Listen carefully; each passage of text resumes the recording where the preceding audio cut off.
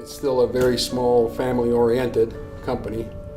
So, in the push of my wife saying you can do it on your own, you're doing it for everybody else, so why don't you try on your own? So, it took a long time, about a year, for me to decide whether that was something I wanted to do. So, as we see, we started the company at 23 years ago, single individual. I was doing felling, I was welding, I was putting them together, and started the company out of a credit card, basically.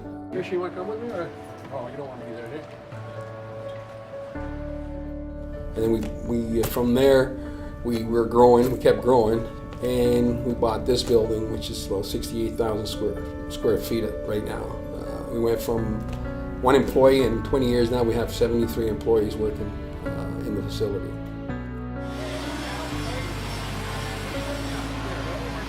So I value my family, and I value my employees. Look like family. They're important. Without them, there is no company.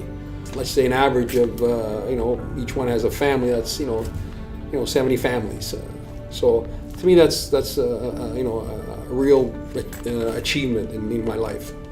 This is Lou's baby.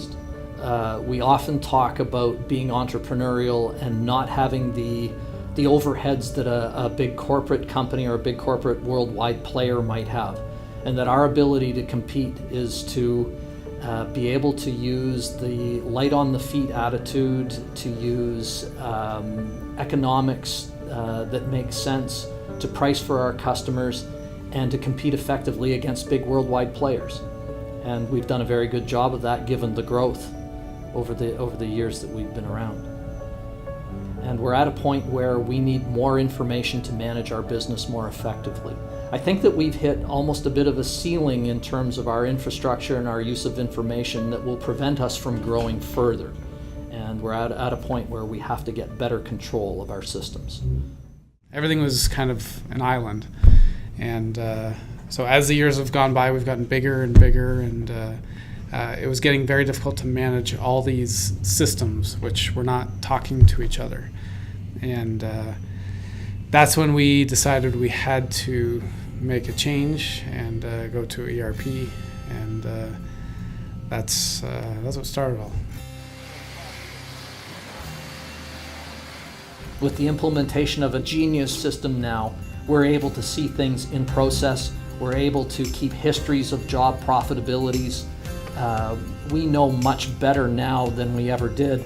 Our implementation team actually was quite knowledgeable, especially in the custom manufacturing side, where we had a lot of questions. We spent quite a bit of time actually in this boardroom discussing how we're going to manage our engineer to order or engineer to manufacture projects, and how we were going to set up our families, our vendors, and how to set up our routings. They had quite the knowledge of our company. They spent quite a lot of time with each one of our departments to make sure that they knew what our struggles are and what each department is looking for in Genius.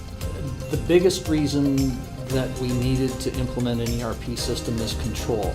And there's a few different variants of control that we're seeing benefits from. We have a better handoff of information from our engineering system now, daily entry of timesheets coming in from the shop. We're able to identify jobs earlier before they've shipped, before they've come out of welding, before they've completed fabrication. And we can find issues in process where there's still time for us to correct them and manage jobs. So we're now being involved in managing jobs before their completion rather than finding out about them after the fact when there's nothing we can do about them. Well, yeah, I mean, my son, he'll never have the same knowledge I'll have. But at the same time, he will have the ability to say, okay, this is what he's done, and we can add to it because we've got the groundworks. That is where all it started when we started looking for the program.